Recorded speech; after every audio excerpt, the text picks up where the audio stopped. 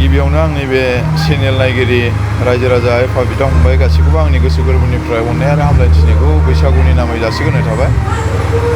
नंगौ दिनै 2 नं सालबारि गामि 1 नं सालबारि गामियाव दिनै आंखौ सासे आलासि महरै बिथांमोना लिंहरनायाव आं बिराद गोजोननाय दं। मानो होनना बुङोब्ला बिथांमोना आंखौ माने दाख्लैनिफ्रायनो फन खालामना बुंदों जे बिथाङा नुजाफैनांगौ होननानै। दिनै बिथांमोना आंखौ मानि थाखाय लिंहरदों बेखौ आं जेबो मिथिया, अब्लाबो बिथांमोन लिंहरनाय बायदि दिनै आं फैनानै रायजो राजाजों गोबां सम रायलायबाय आरो गोबां बिदिनो बैसागुनि बिसयै सावरायलायबाय। बिदिनि गेजेरजों दिनै आं बिराद गोजोननाय मोन्दों आरो जेन'बा मोनाबिलि समाव फैनानै आङो रायजो राजा बे 1 नं सालबारि गामियाव फैनानै बयजोंबो फंबाय बिनानावमोन, मादैमोन, आदैमोन गासैजोंबो फैनानै बिदि बैसागु प्रग्रामाव आङो रंजाफैनो मोननायनि थाखाय आरो आं सासे आलासि चिफ गेस्ट हिसाबै लिंहरजानायनि मोननायनि थाखाय आं जोबोद खुसि आरो। नोंथांखौ गिबिनिफ्रायनो बैसागु प्रग्रामाव बाहागो लानायखौ नुबाय थादों। बैसागु बोथोरा जोबनो थांगासिनो दङ। नोंथाङा बैसागु बोथोरखौ माबायदि रंजाबोखो? नंगौ, बिदिनो गोबां जायगायाव बिदिनो आंखौ आलासि महरै लिंहरनायलाय जोंनि चिरां डिस्ट्रिक्ट नाङैनो बे जायगायाव आं दिनै बेरायनानै आं जेरावखि थाङा बेयावनो आं नुनो मोन्दों जे बैसागुखौ गोबां मानसिफ्रा बिदिनो जोंनि बर'ल' नङा बिदिनो दस्रा जाथिफ्राबो गोबां रंजायै बाजायै दिनै बैसागुआव दिनै फालिबाय। आरो जाय बिथांमोना दिनै 2022खौ बिदाय होनानै 2023आव माबोरै सोलिलांनांगौ बा माबोरै मा खालामलांनांगौ बेखौ आं रायजो राजाजों माखासे खोथाफोरखौ सावरायलायनायनि गेजेरजों दिनै आं बिथांमोनजों आं गोबां प्रग्राम गानो मोननानै बा गानानै आं ओरैबायदि खुसि। आरो जाय बिथांमोना दिनै बैसागुखौ फालिबोदों बिथांमोना गाजा गोमजा बे बैसागुखौ बिथांमोना बिदाय होबाय। आरो बिदाय होनायजों लोगोसे बिथांमोना जि 2023 मायथाइयाव सोलिलांनांगौ बे सोलिलांनानै बिथांमोना मोजाङै मोजां नेक्स्ट 2024आव जाहाथे जोङो बयबो खौसेथियै लोगो मोनलायफिनगोन होननानै आंनियाव मिजिंथिनाय थाबाय आरो। रायजोफोरनि माबायदि अनसायनाय मोनदों? बिराद मोजां, माने रायजो राजाफ्राथ' आरो सासे बिराद गिदिर लिडार बायदि आंखौ सनमान होयो, बाख्नायो। माने आंबो लुबैया जे एफा गिदिर बिदि सनमानखौ होनांगौ होननानै, अब्लाबो बिथांमोना मानिया, होयो सनमान। बिदिनो सोरबाफोर मादैमोन, आदैमोन बा फंबायफोर आरो लोगोफोर आंनिनो माने लोगोफोर दङ, बिथांमोनाबो दिनै आंखौ माने सासे बिराद गिदिर लिडार बायदि सार होननानै बा बिराद रेसपन्स होनानै बिथांमोना आंखौ सनमान होनायखौ आं दिनै नुनो मोनदों।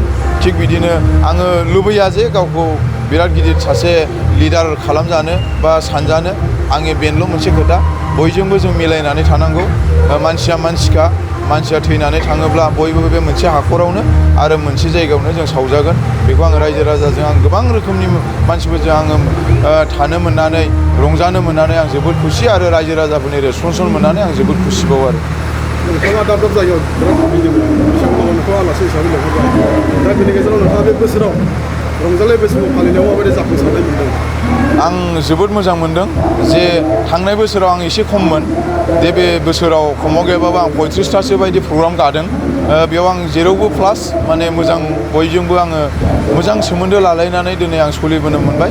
दिनै आं रायजो राजाखौ बेखौनो आं धन्यबाद होदों जे जों बयजोंबो मिलायनानै थानांगौ आरो रायजो राजानि अननाय मोननानै आंबो गोसोआव जोबोद खुसि आरो।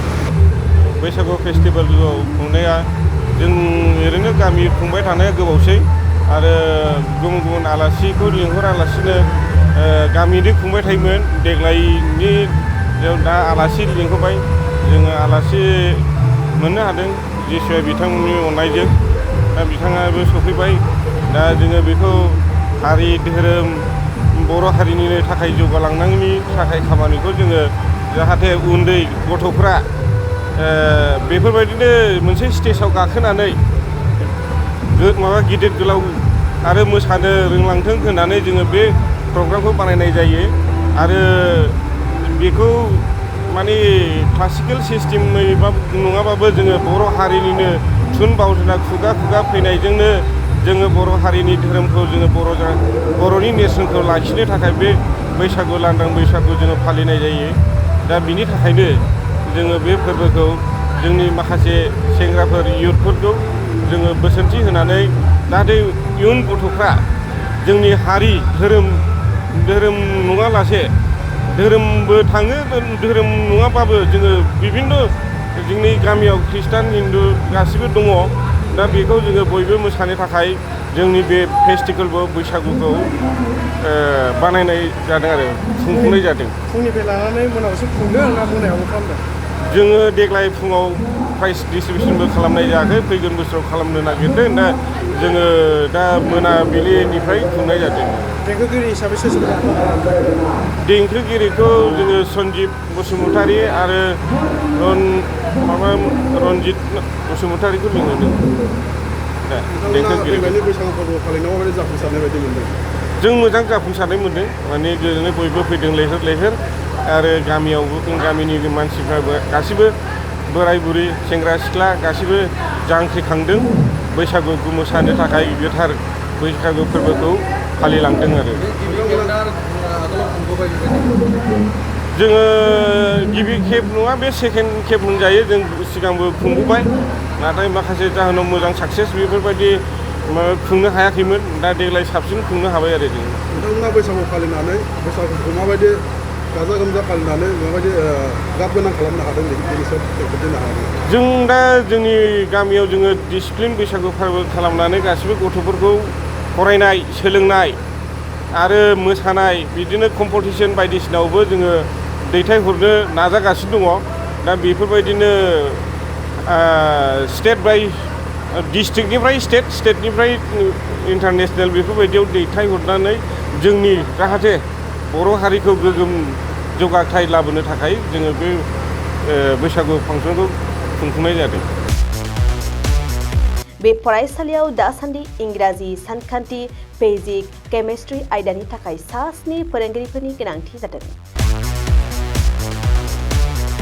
बेफोर आयदानि थाखाय बिजाथिफोरा MA, MSc, BEd आरो DLED थानाय जानांगोन लोगोसेयैनो सायख'जानाय बिजाथिफोरनो दानबान्थाखौ 10निफ्राय 20,000 रां 10निफ्राय 30,000 रां आरो 8निफ्राय 14,000 रां होनाय जागोन